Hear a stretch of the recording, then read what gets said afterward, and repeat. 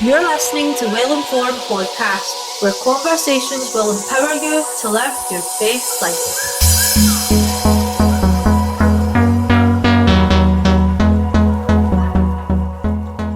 Welcome to Well Informed. Today we will be discussing the gut microbiome and how that affects our health with the lovely Janice from Be Nourished by Nature. So, Janice, could you start by just telling us a bit about yourself and what it is that you do? Yeah, sure. Well, I'm one of these people. It's a bit hard to say exactly what it is I am or what I do, but my background is in research food science. I worked in research food science for 10 years. I've got a master's in analytical biochemistry. My first degree is agricultural chemistry, so I know quite a lot about pesticides and stuff. In 2011, I studied macrobiotics, which means it translates as big life, and that brought home. That's where was really introduced to all the fermented foods because we started looking at, the foods from like the Japan and China and Korea. And all these countries are places that have a fraction of the chronic health problems that we have. And they all eat traditional foods and cultured foods and fermented foods. So I just went on a journey. So that's 15 years. And because I'm a scientist, right? So I love experimenting. So I just started making all the different ferments, one at a time. And I did start out initially just because of the health benefits, not realizing that they're also absolutely blooming delicious, and very soon you just get addicted to them. So I am actually now known as the Queen of Ferments in Scotland because I literally do just ferment everything. I've just written a wee fermenting ebook, which we've sold over 1,000 copies of. And that's again is just the simplest ones. It's just all the vegetables because it's dead easy. And I don't understand why Scotland are not a nation of people that ferment stuff. All you need is a cabbage. We grow cabbages all year round. They're dead cheap. A glass jar, surely everybody's got a glass jar, and some quality salt. And Scottish people love salt. That is all you need to make ferments that can totally transform your health. So I am in an absolute mission to get more people to understand the importance and that how delicious these foods actually are. Right. So the fermented foods are really important then for our health. Absolutely How are, right.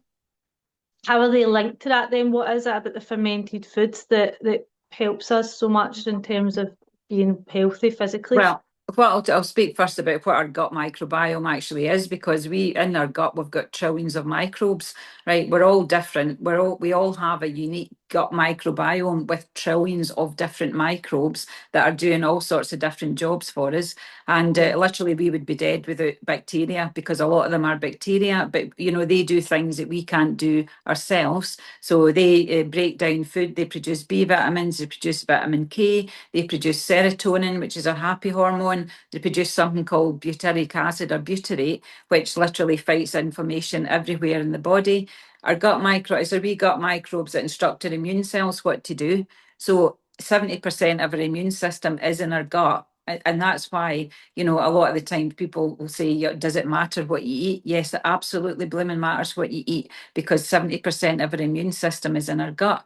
And our wee Right. gut microbes need fibre. They can't do the jobs that they're there to do if we don't feed them, right? Because nobody does their best work without being fed. And what our gut microbes feed on is fibre, loads of different sources of fibre, soluble fibre, insoluble fibre, all the different polyphenols. These are all the things that are now really important for our gut health. But if you then look at fermented foods, fermented vegetables, for example, so say sauerkraut and kimchi, these foods are fermented with lactobacillus bacteria. That's a natural bacteria that's on the surface of all the veg. And these are like the wee sumo wrestlers of the bacterial world. These are the wee guys that you want on your side. So when you start to eat fermented foods, and you don't need to eat loads of them, if you eat a spoonful 2 or 3 times a week, then what you're doing is you're sending in reinforcements of these wee tough guy bacteria into your gut, along with their food source, which is the vegetables. So you'll have heard people talk about prebiotic and probiotic. Fermented foods are both of those things because they contain the live bacteria, which is the probiotics, and the food source, which is the fibre. So if you're making sauerkraut, it's cabbage, that is prebiotic. And what happens is during a fermentation, those wee bacteria literally just pre-digest the food. They break everything down. All the good stuff gets enhanced by a mile, and all the bad stuff buggers off. So what you end up with is something that is fermented. They're all superfoods, every single one of them, because they support our gut health. I never actually realised they had the pre and the Yeah. probiotic in them. That's really And cool. even apart from that, they also have postbiotic compounds because they start to break things down and produce a lot of stuff in the ferment. So you've Hmm. got probiotics, prebiotics, and postbiotics. They literally Right. are superfoods. They really are. And Uh, again, to go back, I was up at the Solus Festival at the weekend there doing a talk with my doctor friend, Dr. Sheena Fraser. She's a microbiome medic, and she has a podcast. It's called The Microbiome Medics. Her and her friend are both holistic doctors, and they know everything there is to know about the gut microbiome. So Sheena and I often team up, and Sheena brings all the up to date research because it's like the hottest topic in research at the moment. But at the moment we've only managed to get the tip of the iceberg of all the information because, yeah. as I said, we have trillions of gut microbes. We're all different. So our gut microbiome is as unique as our fingerprints. We do know the ones that are, the ones that bring disease, the ones we don't want, and we know a lot of the good ones, but there's trillions of them, so we will never be able to map all of them. But what we Yeah. can do is look at groups of different microbes and, take it from there. But fermented foods will re-establish a better balance of the Uh, good guys. I think there's like for a lot of people, like they maybe find it even hard to even understand that they've Yeah, got a gut microbiome and what a gut yeah, microbiome is. And yeah, like yourself, I'm like so into that. So yeah, I've been maybe just the last couple of years looking into it just for my own personal health, but I've got two yeah. young sons, so my 5-year-old understands what his microbiome is because I've Mhm. kind of tried and made it out like a wee story for him. But just Yeah, for people that are really that word might just kind of throw them off because it I is so know. Yeah. sciencey, isn't it? I know. Well, Um, that's the thing, because I mean, my background is in science, but I mean, what I try yeah, to do is to try and break it down and make it simple for people to understand it. We don't uh-huh, just have a gut microbiome, we have a skin microbiome, we've got microbiome everywhere, and yeah, it's all slightly different. But the thing is, your microbiome is there to protect you, is there to yeah, do a job. And again, it's like skin with people using like harsh things, they're stripping off the natural layer, on their skin, and they're stripping off all their gut, all their microbiome. It was like mhm, during COVID, everybody's using like antibacterial hand wash. What that does is it just strips off all the bacteria off your skin. And most of the yeah, bacteria that are there are the good guys. mhm, So we've become a bit of a nation that's scared of we're germ phobic. We think, yeah, that we should just kill all the bacteria. But as I've said, we'd be dead without bacteria because we've actually got more bacterial cells in our body than we have human cells. That's how important they are. it's amazing, isn't it? It is, it's I incredible. Yeah, I had explained it to him like the gut microbiome is made up of good bacteria mostly. There's some bad bacteria in there, and there's certain things that we can eat that will really feed and fuel those wee good guys in there, and they're yeah, the foods that love us back. And then there's yeah, some other foods that might taste nice and we love to eat them, but they don't love us back. They're going to fuel the wee villains, and the wee villains are what makes us unwell. They can break our skin out, they can stop us from absolutely. sleeping, they can Yeah, make us feel sad. yeah, It can affect every kind of aspect of your health depending on what side of the yeah. menu your diet's on. Yeah, yeah. But I mean, that's what I say to people is like, who are you feeding? Are you feeding the good guys? Are you feeding the bad guys? And most people, and in the way eat a standard like processed diet, that's full of all the bad stuff. So what you'll Yeah, find is somebody who eats, doesn't eat lots of fiber or fruit and veggies or fermented foods is going to have what they call dysbiosis. So they've got too many of the bad guys. The bad guys, their food source is sugar. Right, we know yeah, sugar gets added to everything. So, and the uh-huh, other interesting thing is cravings come from our gut. So people that are continually craving sugar and chocolate and donuts and all the sweet stuff, it's not that they have lack of willpower, it's their gut microbes telling their brain to go and eat more of their food source. So if you are craving sweet stuff, that's exactly why you've got dysbiosis in your gut. You've got more of like the candida that they want sugar. And what they'll do is send a message to your brain. So you go and eat something sweet, you get a wee quick high from the sugar, and then all that happens is they multiply like mad in your gut, and you end up with even more of an imbalance. Whereas somebody like me who eats loads of fermented foods and fiber and beans and lentils and pulses, I've got a really good balance in the gut. And I know that because I'm well, I keep yeah, really well. I've got good digestion, I've got good skin, I've got good energy, don't have inflammation. anywhere. And you know that's the difference. But I actually crave fermented foods because if you start to change the balance, your wee gut buddies will send messages to your brain to tell you to go and eat more of their foods. So that's why. And again, once you start eating fermented foods, they are quite addictive because for that reason these wee gut, and as you said, like explain it to your son, it's like having your own wee gut army. You've got a wee army of these wee warrior guys. That's the ones you want. You know, you don't want the guys that are coming in and just like, you know, it's like, or like being in a bar. It's like, here's the drunks coming, creating, you know, causing fights and, you know, causing absolute chaos, because that's kind of Yeah. what happens if your gut is overrun with the bad guys. And the other thing, as I said, is it's your gut microbes that instruct your immune cells what to do. If we've got a gut lining, which is like a cell thick, it's really permeable. So you've got your gut microbes on one side and you've got your immune cells on the other side. So your gut microbes are in your gut, your immune cells are in the blood. And if everything's working well, it's like they've got wee walkie-talkies, so they'll instruct your immune cells if there's a problem that they need to do something. And if there isn't a problem, you know, like if it's like say just dust or pet hair or something, they can instruct your immune cells to stand down. But if your gut is overrun with candida and you're just eating processed food all the time, then it's like a radio station that isn't tuned in properly. Your immune cells don't get the right message because the bad bacteria are just creating havoc and they're not doing the jobs that are meant to be doing. The more of the bad guys are, the good guys get suppressed, so they can't do the job that they're meant to do because they're overrun by the bad ones.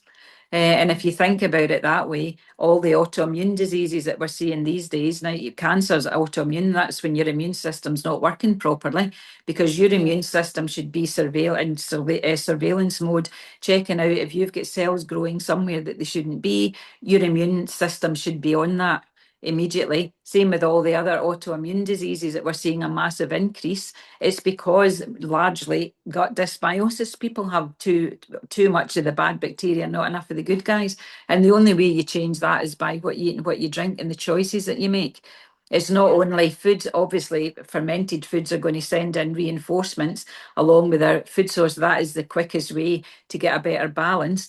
And the other thing about gut health is it's not a big long-term thing. Your gut microbiome is in constant movement. It doesn't stay static.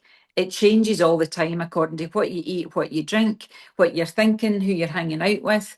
Are you exercising? Are you drinking too much alcohol? Are you really stressed? All these things can impact that balance of bacteria in your gut.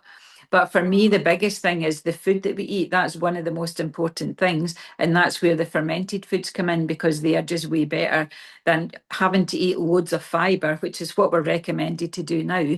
We're supposed to be eating 30 grams of fibre, 30 different Yeah. sources of fibre a week. Now, for a lot of people, that's like impossible. How the heck do you manage to eat that much?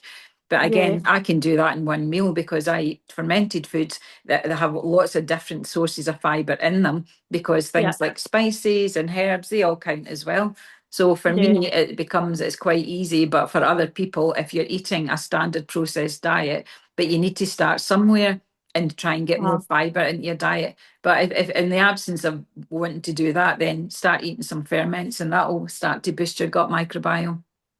so when you're talking fibre, like people that live in like a predominantly like mostly processed foods diet, they might not even understand that you're getting fibre, it's coming from plants. Yeah, Yeah. So absolutely. that's your fruit, your vegetables, and your pulses like Yeah, legumes, yeah, lentils, beans, yeah, chickpeas, and things like yeah, that.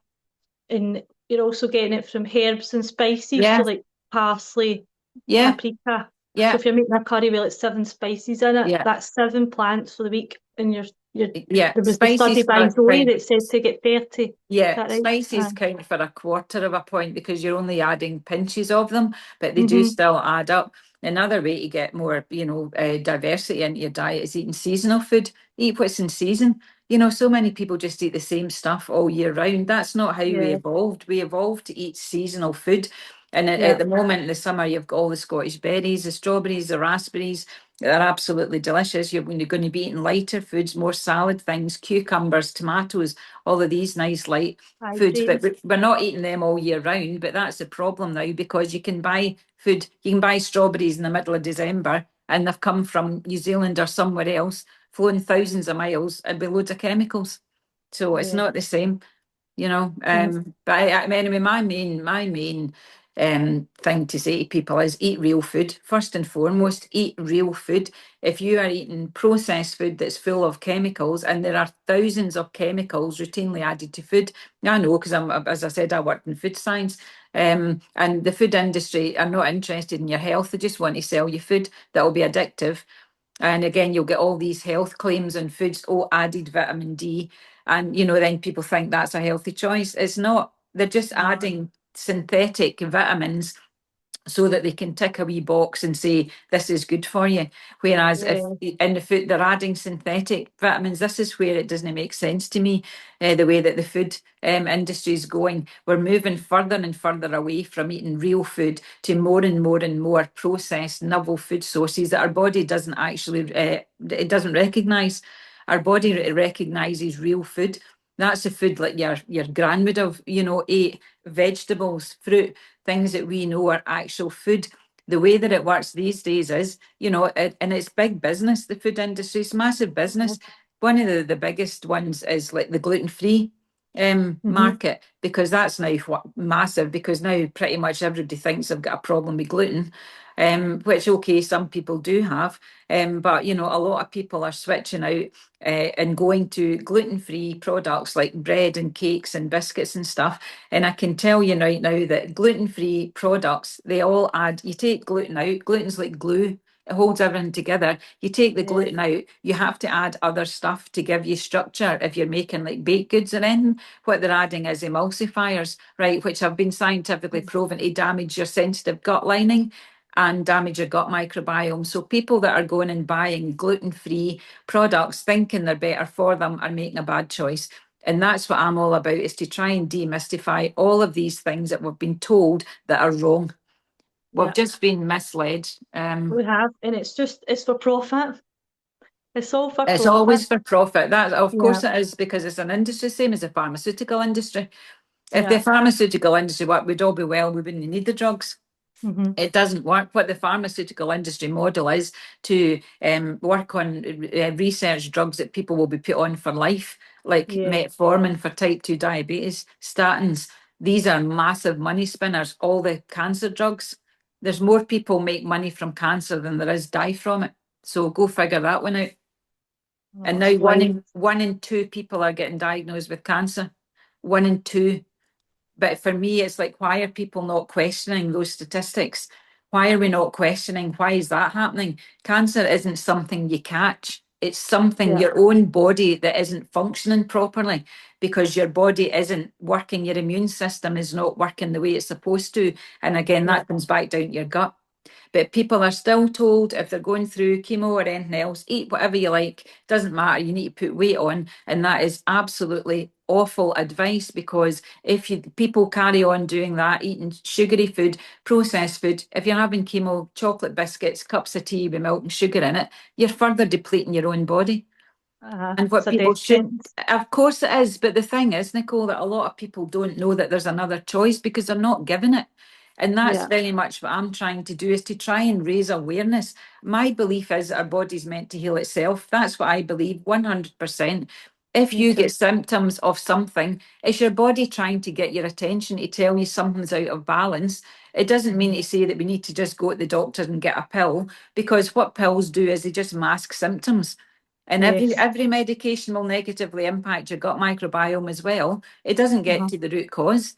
But our body is meant to be a self-healing mechanism. We are meant to Yeah. be able to heal ourselves if we give our body the building blocks that it needs, and we stop piling in all the stuff that's stressing it out and all the toxins that overstress our liver, because our liver's got to continually detoxify from foods that are full of chemicals, foods that are full of pesticide residues. We breathe in toxic air. People use products all the time that are full of chemicals that get into your bloodstream and cause more Uh-huh. problems. So for what I'm trying to do is to try and educate people, is Uh-huh. eat real food and think about what you're actually doing and the choices that you are making on a daily basis as to what you're eating and what you're drinking, because we have to eat and drink numerous times a day. So again, I'll say, it's who are you feeding? The good guys, are you feeding the bad guys?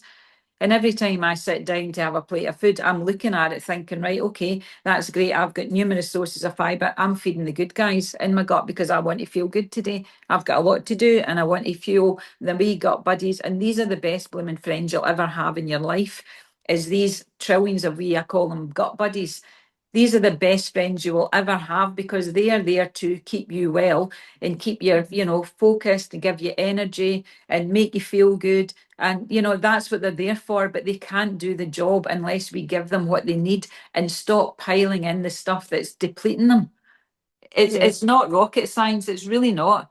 It's actually common sense when you think about it. But up until about 10 years ago, we didn't understand that the gut was so important because we just thought you eat food, it goes in one end, it comes out the other end. That's all it is. And that is absolutely not all it is because our gut is like the center of our health. It's our gut that yeah, instructs our brain what to do. Our cravings come from our gut, happy hormones produced in our gut. Our skin is a map of what's going on in our gut, and everything, every single aspect of our health comes back down to your gut. And as I said, your gut, that's largely comes down to yourself. It's not like you inherit a bad microbiome. And yes, okay, you can maybe not have the best one if you're born, you're not, if you're bottle fed, if you've been born by cesarean section, and if your mum sterilizes everything, then you're going to have, not as good a gut microbiome, but you can build it up.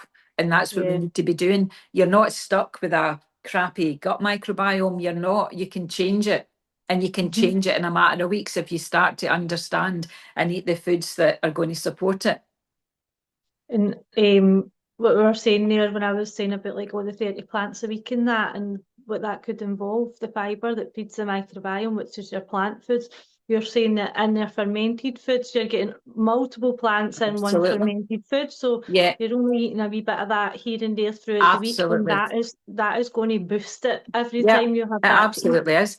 And the thing is as well, there's very little research, right, done on actual foods because who's going to make money out of that? I know. Right, nobody. And again, I'm a food scientist, but I'm not waiting for the science to catch up. I'm going with the evidence. Look at the traditional peoples that eat these traditional foods that have a fraction of the chronic disease that we have. I'm not hanging about waiting for them to do some experiments in a lab that a lot of the time don't translate to humans anyway. It's like I'm going for the testimonies from people, and I have an online wellness hub.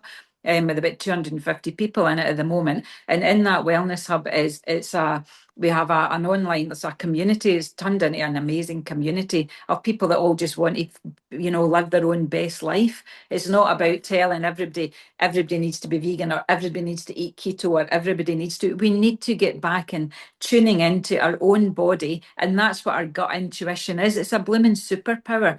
The more Yeah, that you use it, the stronger it becomes. I mean, I've got a really strong gut microbiome. I know the foods that are going to support me and the ones that are not. And I yeah, am very intuitive because I've spent time building it up. But the thing is, there is never one size fits all for anything. So in my wellness hub, we've got loads of different resources. We've got all my recipes, all my foraging recipes are there, all my fermenting recipes. We've got natural health, holistic health, research posts, all of it under one big umbrella because being well isn't just about eating fermented food. And that was what I became known as because I became quite obsessed by it. Then I started running workshops because people were asking me, and I started running workshops in all the different aspects of fermenting. You can get t-shirts for fueled by ferments, and yeah. because I mean, I'll never stop promoting fermented foods because they're incredible. And half the time people are looking to, oh, what's the next superfood? What's the next quick fix? It doesn't exist. You can make your own fermented foods. As I said, I've got a fermenting ebook.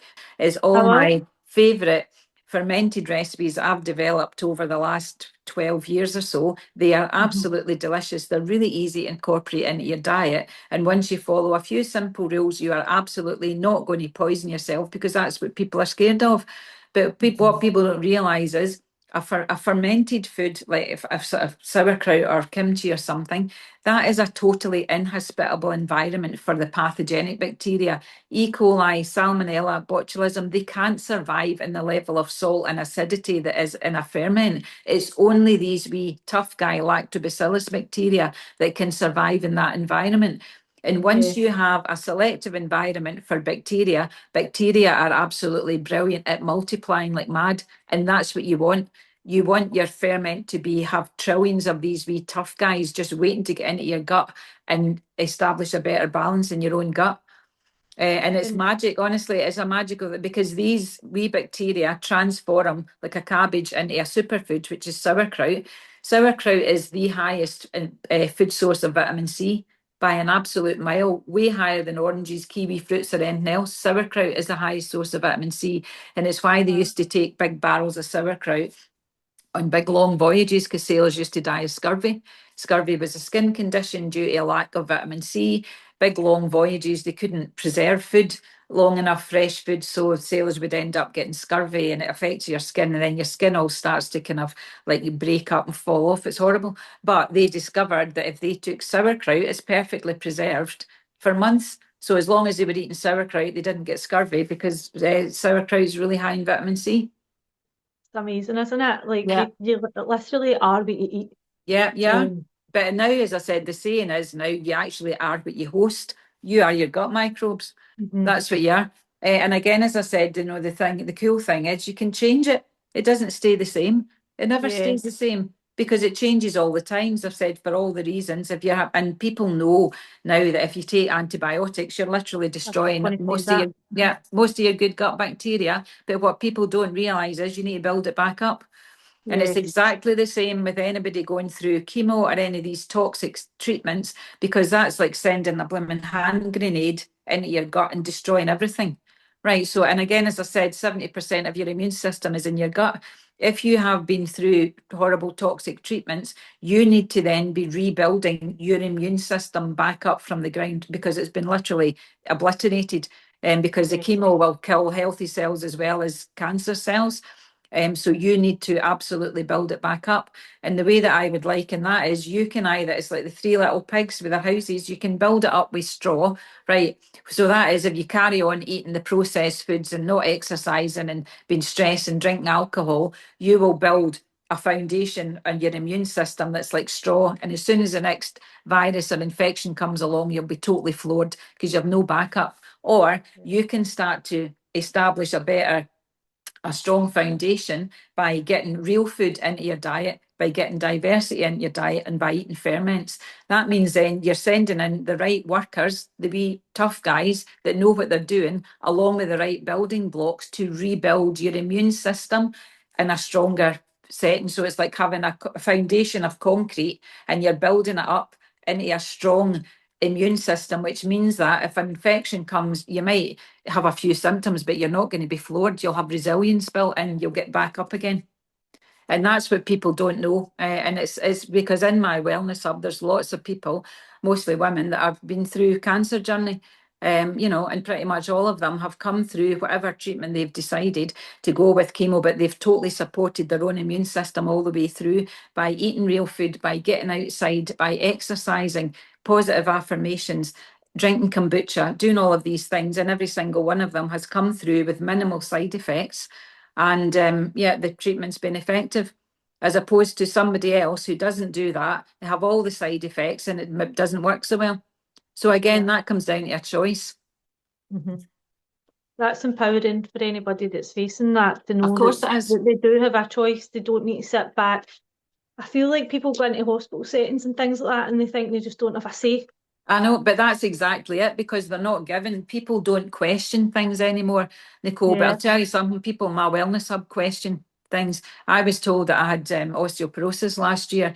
After I kind of broke my wrist a couple of years ago, because I'm over 60, I had to go for a DEXA scan. And I was told that I had osteoporosis in my spine, and invited to come along for, whatever horrible drug. And it is a horrible drug. And I researched all, and I thought, there's not a chance in hell I'm doing that.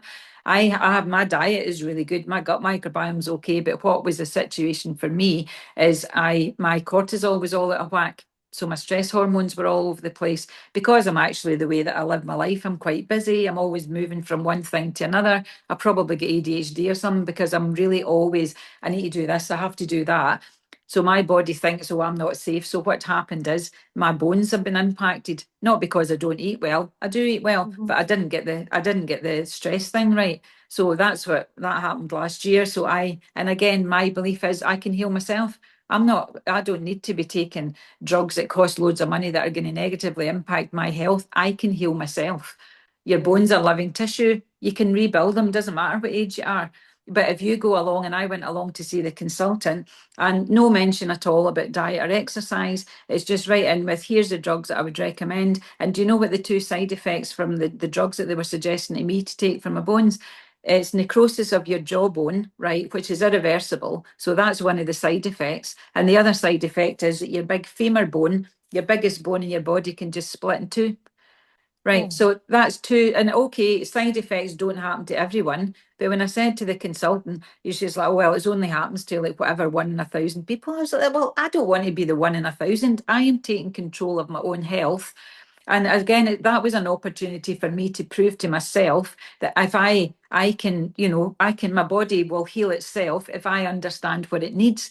But here's the other thing. I was did the bloods, NHS to do bloods, everything come back, all my bloods come back normal. And I'm like, well, how can your bloods be normal if you're telling me that my bones are not in good shape? So I then had to go and do functional blood. So we're looking for optimal levels of things. And I discover my vitamin D levels way too low, B12 is way too low, magnesium is way too low. And that is in direct response to my cortisol levels not being okay. Because if you're stressed out and your cortisol's all over the place, your body's using up nutrients in a much, much faster way than they would normally.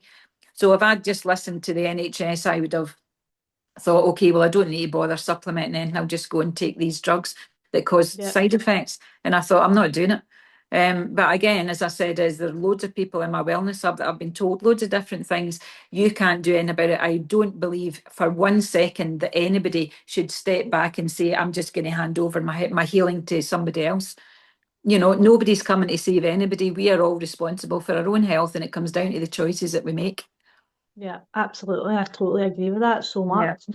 And I feel like another way that dysbiosis can, well, pretty much any ailment, I would say, can be linked into the dysbiosis. But I just feel like there's so many people around us are walking about and they're inflamed. It's the inflammation that shows like really prominently in a lot of people as well. And again, that can just be like reined in through I know, exactly. your gut. Of course it can. And the thing is, obviously, I mean, exercise is really important as well. So that's what I'm saying. It's not about one thing, but food is the building blocks that your wee gut buddies need to do all these incredible things, to create all the things that they do. And, your hormone balance comes from your gut as well. It's another thing your gut can do. It can balance up your hormones. So they do all sorts of things. They're sending messages around your body all the time to all the different cells, telling them what to do. But as I've said, exercise is really important as well, because that also has a positive impact in the gut. What I was going to say is, again, going back to the fact that there's not that many like human studies done on fermented foods, but I was going to say my friend Sheena, who is one half of the Microbiome Medics podcast, they've got 3 episodes on cancer, because your gut microbiome impacts every single aspect of that cancer journey. What's your likelihood of actually being diagnosed with it in the first place? B, how successful is the treatment going to be? And C, how likely is it to come back? Every single aspect comes back down to your gut. And I did a podcast with the girls early on, and we were talking about fermented foods, obviously, and they'd found one study, because there isn't that many of them, and it was a study looking at gut microbiome and inflammation. And it was 2 groups of people, say maybe 50 in each group, split them into 2 groups. One group, over the course of 6 weeks, were going to be eating, say, 4 portions of fermented foods a day. Right, that sounds like a lot, but it's not. If you have some yogurt, some kimchi, some sauerkraut, a wee glass of kombucha, or some kefir, it's quite easy to do, and you don't need loads of. The other group were instructed to eat more than the recommended amount of fibre, 30 grams. They were instructed to eat, I think it was 50 or 60 grams. That's a lot of fibre. And then what they were doing is they'd measured the gut microbiome, so all the makeup, the diversity of the gut to start, and they were looking at inflammatory markers as well. So they did both groups. At the end of the 6 weeks, they remeasured their gut microbiome and the inflammation. And the groups that had eaten more fibre had a bit more diversity, but not that much, and a bit of a drop in inflammation, but again, not a statistically significant amount. Whereas the group that were eating the fermented foods, their gut diversity had increased by about 200, 300%, and their inflammation markers were literally on the floor. And Wow. that was a direct correlation between. So yes, both of those things are good things to do, but eating the fermented foods is a much faster way to establish a better balance in your gut. And again, as you say, inflammation is at the root of every single chronic disease. And if you have a good balance in your gut and you're feeding them and giving them the right food source, then they will be producing butyrate, which will fight inflammation everywhere in your body. It's incredible. I know, it really is. But then this is the thing, because there isn't loads of human studies done, because who's going to make money out of that? I know.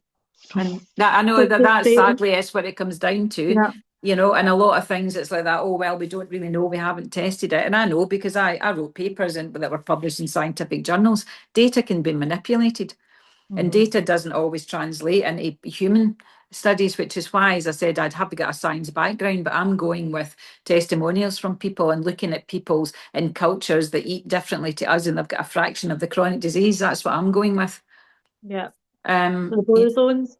yeah, the blue zones, exactly. And again, that's a series of behaviours. Like one of our wellness hubbers said, our wellness hub is like our own blue zone, because we are emulating all of the behaviours across the blue zone.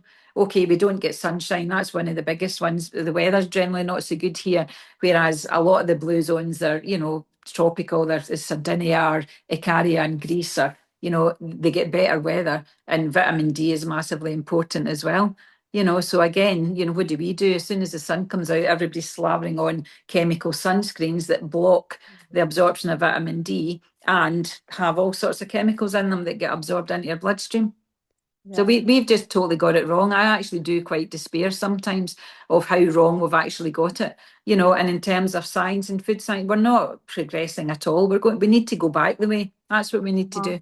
We need to go back to eating real food. Foraging, I'm a member of the Foraging Association, so I love foraging food. Foraging is one of the best ways to get diversity into your gut. All the plants that we evolved with, that we actually have receptors and cells that are for compounds that are only found in wild plants. So what does that tell you? We evolved to use them. Wild plants are food and medicine, like nettles, dandelions, Yeah. clovers, sticky willy, all these things. And these are things that we need to get back to using, but we've just lost all the knowledge. I know, and it's still there to be found. It's just about getting the message out there, isn't it? Yeah, it I've is. only I've only foraged, well, when you said dandelions, I've done it twice. So this year I went down to like a local stream and I picked wild garlic and Uh, I made it into this like pasta sauce. It was yeah, honestly so pesto. amazing and it's so Uh, easy. Yeah, it is Couldn't dead believe it. easy. But that again is what I try and do in my social media channels. It's yeah, okay. I mean, the people that are in the wellness hub, you have to pay us £12 a month to come in. They're getting all the information there all the time. Whereas social media, I'm sharing, what I'm up to, bits and pieces. But recently, Facebook decided to disable my personal account, so I have lost Mm. access to 121,000 followers on Facebook that I had. So I've now got TikTok 31,000, Instagram 55,000. But it just shows you, I mean, social media, your stuff can be taken away any time. But anyway, the people that need to hear my message will find me. Well, land with them, absolutely. And even at that, it's word of mouth. If there's people Yeah, coming into your wellness hub, then that's going to ripple from them to the people that are around them. absolutely right. That's exactly Uh-huh. how it is. I know. And again, we do need to take responsibility for our health. And at the end of the day, what's more important than your health is your wealth. There is Yeah. nothing more important than your health. And so many people just take it for granted. And especially as they get older, think, oh, well, maybe, oh, I'm just going to get arthritis or all these things. It doesn't need to be the case at all, because there's something we can do about it. It's like everything else. We can live well or we can live badly. We can age well or we can age badly. It is a choice. And it's a Yeah. choice that we have to make. So we have to take responsibility for ourselves and stop handing over our health to doctors and the pharmaceutical industry, because Yeah, pills are not going to fix us. They're not. We have to fix no, ourselves. they're not designed to fix us, really. They're just designed to cover up the symptom. I know, but that is the thing, because again, and again, with drugs, it's the same, pretty much the same dose for everyone. How is that right? Because we're all totally different. We shouldn't all be doing exactly the same thing, because drugs don't work in the same way for everyone. It depends again on the makeup of your gut microbiome, because a lot of drugs will be metabolized faster. A lot of people, they're slower metabolizers, so drugs will hang about in the system longer. Yeah, they don't all work the same. And it's too complicated a setup, because if you look at the trillions of microbes we have and the fact that we're all different, you throw the genetic element in as well, it's like we would never be able to figure it all out. And all that we are figuring out is, as I said, the groups of microbes that we know do good things and the groups that do bad things, but there's millions of them in the middle that we don't know what they do, and we'll never know. But I had my So gut microbiome tested a few times, but the last time I did the Zoe one, and they were check. I didn't have any of the bad guys that they were looking for at all, and I had loads of quite unusual ones because of the way that I eat.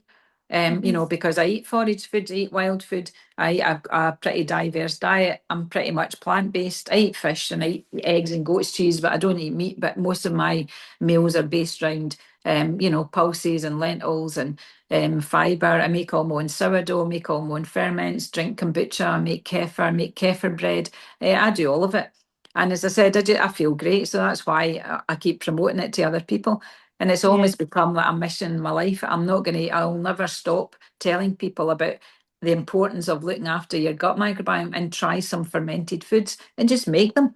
I said, my ebook's £10. It's got absolutely all the information in it that you need to make a massive big selection of different things. Or check out my social media, and there's loads yeah. of like wee videos and things of what to do. Because I'm again, that's excited. the other thing. People always say, I don't have the money and I don't have the time. Making a jar of sauerkraut, it's a cabbage, right? It costs you about 50p or a pound. Mhm. Yeah, so that excuse isn't valid as far as I'm concerned when it comes to fermenting stuff. I'm excited to get the ebook because this is just like right up my street, and I love doing things like that. Similar to yourself, like I'll make my own sourdough and all that. Yeah, But brilliant. And I've never done the ferments yet. but that's Um, one of the easiest things to do, because you don't need cultures, you don't need a sourdough starter, you don't need a mhm. SCOBY or grains or anything. All you need is fresh veg. And at the moment, we're doing all the seasonal ones, like fermented tomato salsa is absolutely blooming delicious. And again, if you just ferment it for a few days, you're going to get the benefit of all the probiotic bacteria.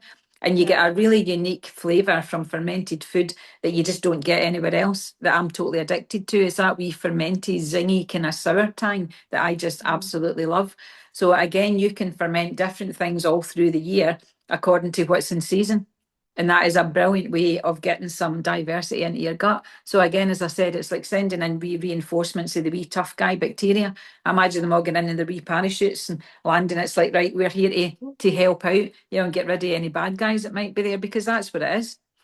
Or Uh-huh. alternatively, you can look at your gut as like a garden, right? If you've got a garden and you've only got grass in it, right? If something happens to your grass, you're stuffed, you've got no backup. If you've got a garden and you've got trees, you've got creeping plants, you've got hanging plants, you've got perennial ones, you've got annuals, you've got flowers, you've got all different things all growing together. If something happens to one of the things in your gut garden, you've got loads of others. So you've got backup. That means you've got resilience when it comes to your health. And again, if you go back to the wild plants, if you look at things like dandelions and nettles, right, you cut them down, they just grow straight back up again.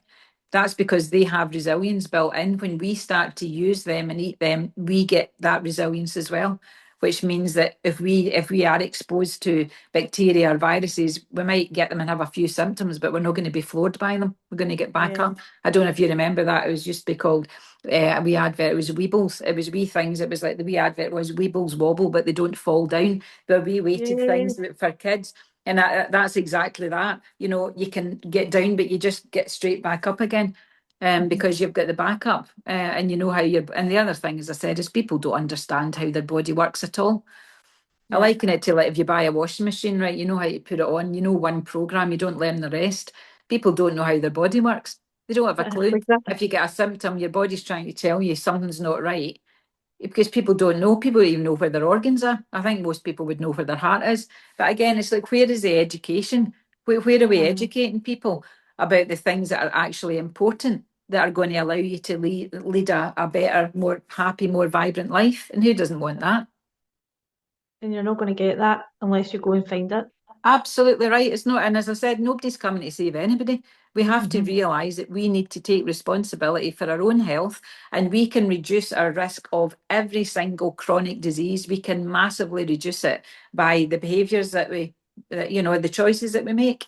And again, as I said, food's a big, big part of that.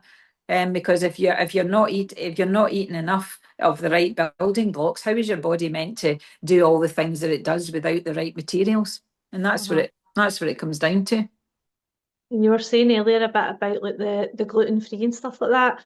Um, a lot of people are gluten intolerant, but they're Yeah, probably maybe just mostly like yeah, chemical intolerant. yeah. However, But you know these the other thing? fast activating yeasts and things like Yeah, that, so it that's upsets their the. tummy. Do you know the other thing though about most of the bread? All the bread in this country is made of with conventional wheat. It's one type of wheat. It gets sprayed with glyphosate, right, which is a Yeah. toxic weed killer. Now we know they spray it before they harvest the wheat because what it does is it kills the plant and it makes it easier to harvest the grain. And the other thing is oats are also sprayed with glyphosate, and so is rapeseed in this country. So if you're using rapeseed oil, which is a good choice, if Mm. it's not organic, you're going to be getting a side of glyphosate with every Yeah. single time you use it. And if you think about it, people It's in eat everything. wheat-based things all at every meal. If you're having toast for your breakfast, sandwiches or wraps for your lunch, pasta or pizza for your dinner, cakes, pies, cookies, but it's all conventional wheat, which all has glyphosate residues in it. Right now, Yeah. as far as I'm concerned, there isn't any safe level of toxic pesticide residues in your body because what your Mhm. body will do is store them in your fat cells. And nobody is telling me that there's who decides what's a safe level, right, of pesticides, especially for young kids. You don't want to have them. You want to avoid them if you possibly can. And again, that comes down to making informed choices because oats we know are really healthy, but most people don't realise oats are sprayed with glyphosate. So there's a simple swap. If you're using oats a lot, swap to organic. They're not even that much more expensive and they won't No, have the they're not. glyphosate residues in them. And they're just sitting beside the oats in the supermarket Yeah, anyway, the organic ones, they're yeah, there. And at the end of I the know. day, you're paying for your health. Yeah, of course, yeah. But again, as I said, it comes down to a lack of education, Nicole, because who's telling people this stuff? You know, Oh, it's like and yeah, people think they're making a good choice, and a lot of the time they're not actually making a good choice. They're making a worse choice for their health, as I said, with all the, all the free from stuff now and the fat free, and they don't buy any of that stuff. It's like, and if you look at labels, right, there's an app, it's called Yucca, you've probably heard of it, yeah, YUKA, and you can scan things, if you're back, or even stuff you've got in your own house, scan things and you'll be horrified at the amount of chemicals that go into things. But Yucca will score foods in it from, I think it's in from 1 to 10. So it's like a traffic light system. So if it's fairly healthy, you'll have a green. If it's not that good, you'll get an amber. And if it's really bad, I'll have a red. And that yeah. again is a really good thing to get into, is start looking at labels and look at the ingredients. Because all the chemicals, that none of them are benefiting our health at all. It's all about making food cheaper, that's going to be more addictive, that will last longer, and it'll stay fresh longer. That's what it's all about. It's a food industry. They're not interested in your health. The food industry want to sell you stuff. Look at the kids these days with all the behavioural problems, because all the food that's marketed to kids is full of artificial sweeteners, artificial colours that mess with kids' heads. And now, as I Yeah. said, we know, I mean, when I was young, nobody had ADHD. Okay, I'm 65, but when I was young, nobody Mhm. had allergies. We were all just kids out playing, walking to school, eating real food. Nobody had behavioural issues. Not one person. The only person in my school that had an issue was a boy called Ian, who was thalidomide, because and he was born the same week I was, and his mum knew my mum. So that could have been me. That was a drug that was deemed to be safe for women to take during pregnancy. And it turned out it was not safe at all, because all these kids were born thalidomide with really short limbs or no limbs. And that again is drugs that are tested. And Yeah. and I worry about these Ozempic and all these other things, that they haven't done long-term testing. Hmm. And I know. but people are looking for a quick fix. It doesn't exist. There's going to be a downside if you just decide to do something that's going against what your body is actually doing. If you're shutting off mechanisms that your body needs for other things, you're only storing up problems for yourself. I think like as well, like you're saying with the UCAP, as it's really important just to familiarise yourself with like being able to read the I ingredients know, of labels, and then you can make an informed choice of what you're course you actually can. buying. And Absolutely. I've had people as well say like maybe like, oh, but there's just a wee, it's like tiny minuscule amounts that's in these processed foods. And I'm like, Yeah, but they right, all but add look up. at how effective the tiny minuscule amount of paracetamol is in a paracetamol capsule to take away an ache or pain. Like Yeah. everything you're eating throughout the day, if there's tiny minuscule amounts of this Yeah. stuff, your body can't do its job right to digest the food, take the nutrients it needs for it, because it's actually busy trying to figure out what these chemicals are, Absolutely and right. then it's getting itself in a pickle. And at Yeah. the same time, the sugar's going straight into the bad Yeah. bacteria and the Yeah. microbiome, and it's just malfunctioning there. Yeah, absolutely right. And that is the case now, because now there are so many people that are really struggling with weight gain and obesity. And it's not because people are just gluttons and sitting about not doing anything. It's because the metabolism's all totally out of whack for that very reason, because of all the stuff that gets added to these ultra processed foods and the amount of sugar and the amount of artificial additives. It's absolutely messing with people's bodies. So what we need to do is to get back to thinking, what does our body actually need, and go from Yeah. there. And try and, as you say, cut out all ups. Well, yeah, obviously you can't change everything overnight, but you can do something. Absolutely. And you need to start somewhere. Like you Yeah, better start today than you have to start when you're diagnosed with something absolutely horrible. right. Yeah, there's no time like the present to make a better Yeah. choice for yourself, because tomorrow's promised to none of us. None of us know what's ahead. So all we can do is make a good choice today. And Um, then I guess another argument that people would come up with is that it costs so much money to eat organically, it costs so much yeah, money to eat real foods, but actually you're not spending much more money if you stop buying chocolate bars and crisps absolutely. and I know. syrups and I all know. this other yucky stuff. Yeah, You're not going to be absolutely right. spending that money. Yeah, So I you'll know. not be spending more. I know, but again, things like beans and lentils and pulses, they're incredibly cheap. Yeah. Tins of, Yeah. chickpeas, black beans, kidney beans, they're a fantastic source of protein and fibre. We gut buddies love them. They fill you up. They're nutritious. They're Yeah. nutritionally dense. And but again, I think an awful lot of people don't know how to cook, which They is, don't. and that's a life skill. I think, Yeah. as I said, we've got it all wrong. We need to be teaching our kids life skills, how to identify plants that we can actually use, how to cook decent food, how to Uh-huh. recognise what an actual real food is. I think as well, like in this day and age, people have been led to believe that they need to tick every box. Like Yeah, mothers feel like they need to be a mother, yeah, also work full time. I They know. also need to provide a dinner at night. They need to do all the washing. Their house needs to be Yeah, immaculate I because know. everybody's online this. Yeah, I And know. they're You're trying so to right. juggle all these things and they're running about with this cortisol rushing through them. Yeah, So they're like, do you know what? I'll buy this meal, I'll stick it in the freezer. I know. I'll I stick know. this freezer meal in the oven and Yeah, things I like know. that. But I So, totally get that, because it is overwhelming. We're not mhm, meant to be living a life like that. You cannot do no, everything, as you say, especially women. You can't do all of that. And what happens is it's your own health that you end up last in the whole thing, because the time you do everything else and run kids about all over the place and, as you say, try to do stuff. And that's the downside of social media. What you see is not real. That's not yeah, how most people live. They're putting their best bits. They're not going to show I you that know. my house is actually a mess today. Because sometimes, I mean, actually, if there was a hashtag for me, it would be chaos in the kitchen, because I do loads of See, stuff, but I do make a heck of a mess. But at the end of the day, it doesn't matter. I'm still doing stuff that's important for me.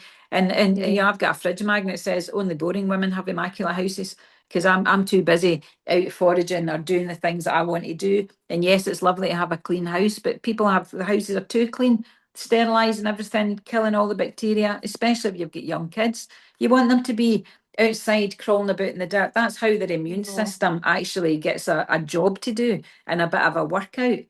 uh-huh. Um, And I because think again, like all that busyness and the having to do it all, that all yeah, just ties in again with profit and consumerism, because you're like, you're going out to work because you want to be able to buy this, that, and the next thing. But yeah, then people are sitting in houses that are just filled with all this stuff, and then their house yeah, isn't tidy because they've got too much stuff to put places. And absolutely right. so You're it's so like right. You've got it. your Absolutely. health should be like number one to you. And if you really want to take control of that, then start focusing on this Ab- microbiome and what you can do Absolutely there. right. And then And it starts to snowball, doesn't it? Once you of get course it does. I mean, the and diet down. happiness is an inside job. It's nothing to do with how much stuff you've got.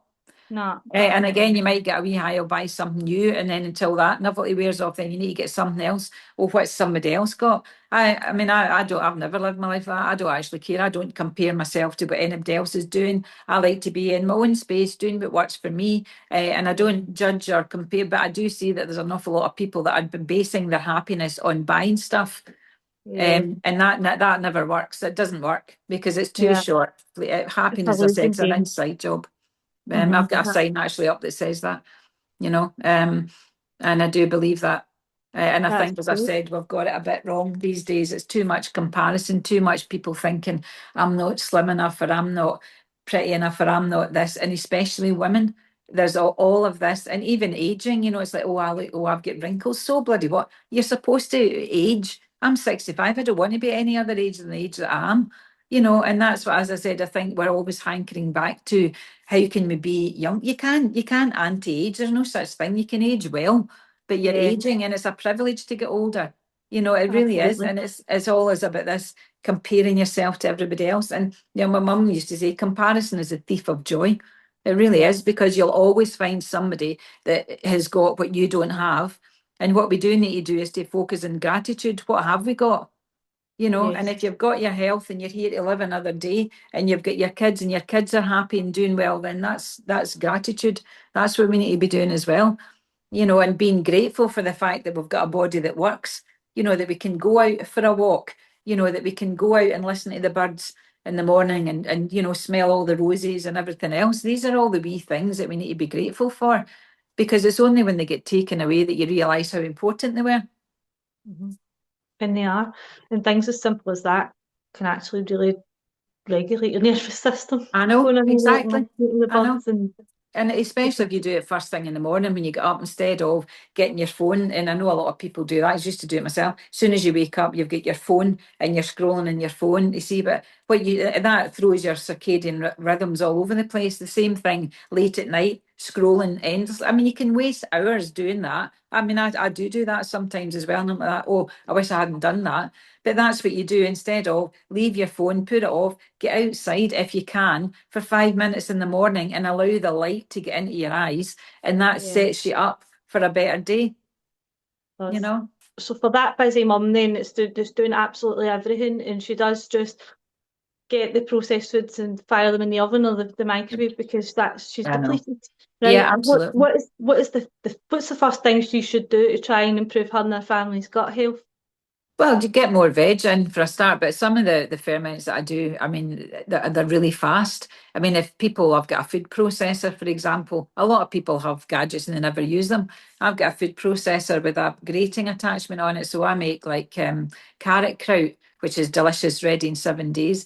Fermented courgettes, grate them as well with salt, garlic, and dill. Ferment them for about 5 days, and you've got two fantastic ferments. Tomato salsa, you're just getting the ingredients: tomatoes, peppers, red onion, a bit of lime juice, some smoked paprika, cumin seeds, and some coriander and some salt. Chop it all up, put it in a jar, leave it for 2 or 3 days, and then you've got a fantastic ferment. The other thing that I use all the time is fermented garlic, but that does take a lot of time because you've got to peel all the garlic cloves. But I add fermented garlic to all my dips and dressings. And that's a really good way, because garlic's nature's antibiotic. When you ferment it, it becomes even more powerful, Yeah, you that's know. I've seen actually my partner had like a chest infection and I had him taking garlic cloves every half an hour Yeah, for a while, and but aye. that night I was like, you look much better. I know, but it does work. But again, the thing is, if you ferment the garlic first, you need to ferment it for at least 4 weeks. But it Wow. mellows out, so it doesn't taste like raw, harsh Mhm. garlic. It's incredible stuff. Because you eat them, actually taste quite pleasant. And I add them to all my dips and dressings and stuff. And the brine as well is just teeming with these wee tough guy bacteria. So if Yeah. I would say everybody should have in their kitchen a big jar of fermented garlic, because Yeah. that's easy. You can add it at the end of cooking. You don't add it at the start. Another wee quick tip actually about garlic is, if you're using raw garlic, a lot of people just chop it and add it straight away and eat whatever it is that they're doing. Garlic, the active ingredient in garlic is called allicin. Right, and when you chop garlic up, there's an enzyme called alanase. It does that conversion. I think it's from allicin to alanine. Alanine is the thing that gives it most of the health benefits. If you just crush your garlic and add it straight into a hot pan, that deactivates the enzyme and that conversion doesn't happen. If you chop your garlic up and leave it for 5 or 10 minutes, then that conversion will have happened to the alanine, and then you can add the garlic then, and then you've got the full benefit of it. So it's wee Wow. things like doing that, because and most people will just chop their garlic straight into something hot. If you do that, that conversion doesn't happen. Just chop it first. So chop your garlic first and then leave it for Right. 5 or 10 minutes, then add it, and then you'll get That's way good. more benefit. So that's another simple thing you can do. The other thing that I absolutely love at this time of the year is pickled onions. I make my own red pickled onions and turmeric pickled onions. Organic apple cider vinegar, water. All you need to do is get a jar, thinly slice if you're doing the red ones, couple of red onions. Red onions are really high in prebiotic fibre. Our gut microbes love them. They're really high in quercetins, really powerful antioxidant. You slice your onions up, put them in the jar, and then you warm up half a cup of apple cider vinegar, half a cup of water, a teaspoon of salt, a teaspoon of sugar, teaspoon of coriander seeds, and a teaspoon of black peppercorns. Heat it until it dissolves, so you've got a hot, like, pickling liquid. Pour the liquid over the onions, and then make sure they're all underneath. Leave the lid off until they've come to room temperature. Then stick the lid on, shove them in the fridge, and you've got the most gorgeous pickled onions to go with anything. And they're not raw, because I don't like eating raw onions, but the pickled version, they just taste really sweet. They are Yeah. absolutely delicious, and the colour of them. And the other ones I do is with turmeric and mustard seeds and garlic. And they're brilliant, bright yellow. Even kids eat, like if you're having like a barbecue and you're having a burger, to put them on top of a burger, because that's really that's food for your gut. Right. They And sound I, amazing. they are absolutely delicious. Honestly, the colour of them are incredible. They are, bright pink and bright yellow. And that's what I love about fermented foods, because the colours you get are actually real colours. And we need to be, Yeah. eat the rainbow. But I would say people, I don't mean eat M&Ms or Smarties, right? That are all artificial colours, because what you'll find is a lot of brightly coloured foods for the supermarket is artificial colours. But ferments are just the most vibrant colours. It's all natural. So it's almost like they're saying, please come and eat me. Look Hmm. how bright I am. But I have to say, you don't get any benefit until you do actually eat them on a regular basis. But it's no any hardship, because they're absolutely delicious.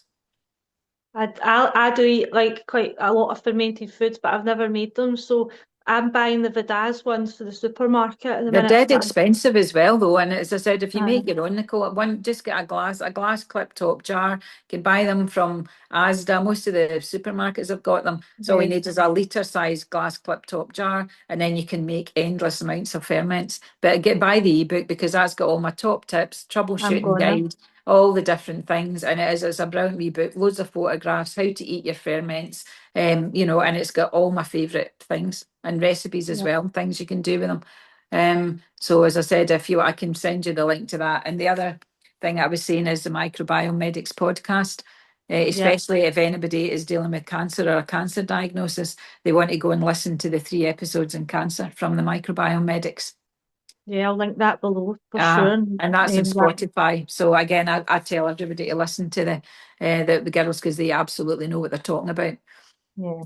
um and there's sometimes it's like, who can you trust these days? And if it's people selling things, you tend to think, are they just trying to say that just to sell you stuff? I'm not interested in promoting supplements or anything else. I share my knowledge, and as I said, if people want to really change their health, then come and join my wellness hub. It's 12 quid a month. It can be cancelled anytime, and again, for Mhm. some people, it's the best decision they ever make in their life. Or if you don't want to change it, it's a total waste of your money, because we can buy all the books we like and read them all, but unless you actually do something, nothing's going to change. Right, and I think also like I think we are probably in a minority. You know, a lot of people that are this way inclined at the minute, but the kind of benefit also of being in a wellness hub would to be Yeah. feel as part of a community. So you would have some like-minded people. Yeah, but that's the whole point of it. It's mostly women. Mhm. I'd say we've got about 3 guys, but it's mostly women, and we have meetups, and everybody is just there to share, because everybody is, nobody gets through their life without challenges. We all have challenges, but what we do within the group is we share. Obviously, I talk about food and the gut microbiome. Sheena's on as our guest this month. I've got a medical herbalist, Jean, who's fantastic. I've got Qigong expert. We've got Jen, our movement expert. So we do lots of different things over in our circle group. So we have got a community, and it is a community where there's no judgment. You don't have to be. Everybody needs to be doing the same thing. We don't. We're all just trying to embrace who we are and be our best version of ourselves, not a copy of somebody else. But what you were saying, you're absolutely right. For young women these days with kids, it is really difficult because our bodies are not designed to do all the stuff that we're trying to do. And it used to be years ago, people lived with their families around about them. They say it takes a village to raise a child, not a person on their own, trying to bring up kids and hold down a job and do everything else.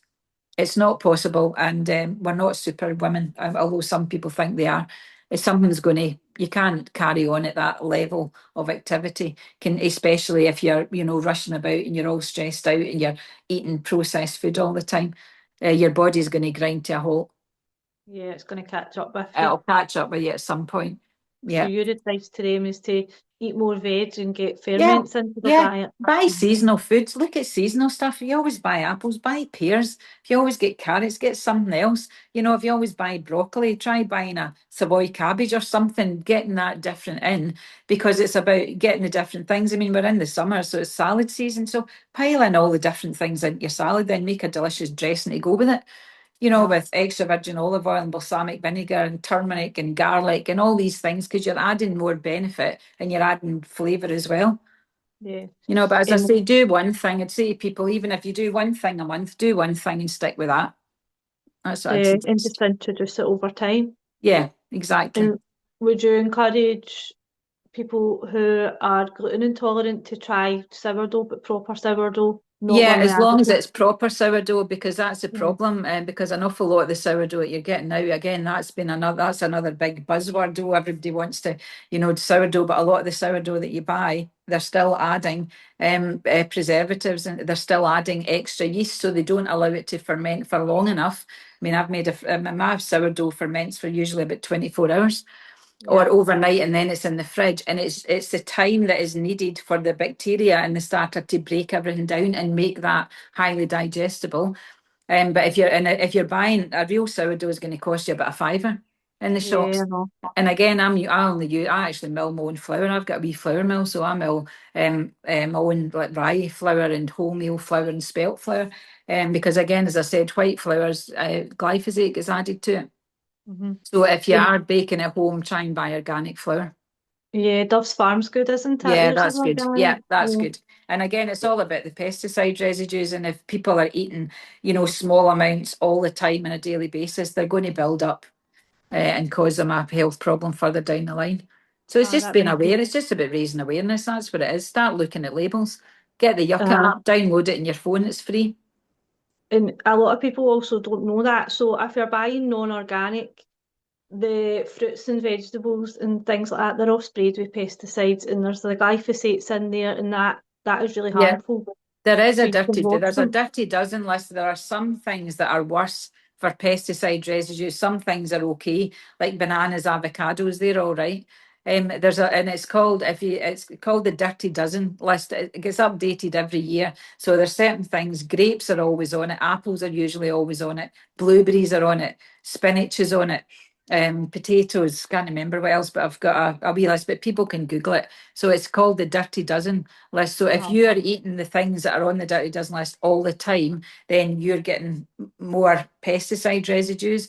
If you go over to the stuff, things like pineapple, bananas, avocados, you don't need to buy them organic because they're not routinely sprayed. White cabbages as well, they're not on the Dirty Dozen list. Yeah. So it's just having knowledge. And if they are buying this foods in, because like the fruit and vegetable organic is more I expensive know than it is. the I other know. stuff, but you Yeah. can actually wash it, can't you? Sure, you can Yeah. soak it with the baking soda. Is that That's effective? you can do that. It will remove some of the pesticide residues. Yeah, you can do that and then rinse it. It will get some of them off. Uh, But again, I know it's not. I can't buy everything organic. I can't afford to buy everything organic, but I make choices. I yeah. only use organic flour. Yeah, there's loads of things that I buy that I just buy them organic. Onions, I don't Mhm. think onions are on the dirty dozen list. So there are some things you don't need to, but especially apples are usually on it. And most kids are eating apples in their lunch boxes every single day. So again, if you're not buying them organic, as you said, wash them with bicarbonate of soda. I think it's a teaspoon bicarbonate of soda and 2 cups of water. Put it in a glass bowl and wash because blueberries are great for you, but they're in the dirty dozen list as well. Yeah. And what about these tangerines and stuff like that are covered in this wax? Yeah, well, but now any lemon, citrus, orange actually tells you in the labels. Most of them are Done treated that. with 4 different fungicides, actually is on the label, and wax. So if you're using the zest of any citrus, you're going to be getting fungicides into your system as well. So if you're just peeling the fruit, it's not so bad, that's okay. But I get organic lemons and oranges from crowd farming. I buy them direct. Any last wee piece of advice you want to give to anyone you think you've got everything? No, I just say eat real food. Eat real food, buy seasonal food, and eat loads of plants. Right, love And all it. the different colours, that's it.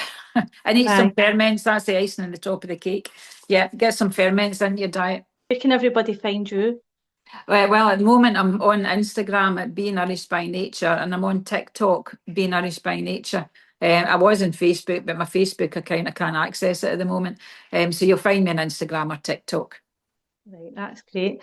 Thank you, Janice. That's been amazing. And I can't wait for everybody to just start their journey after listening to this. Yeah, well, I hope they do. But as I said, nothing changes unless you change something. So if you want to feel better, you've got to change something. So yeah, just do something.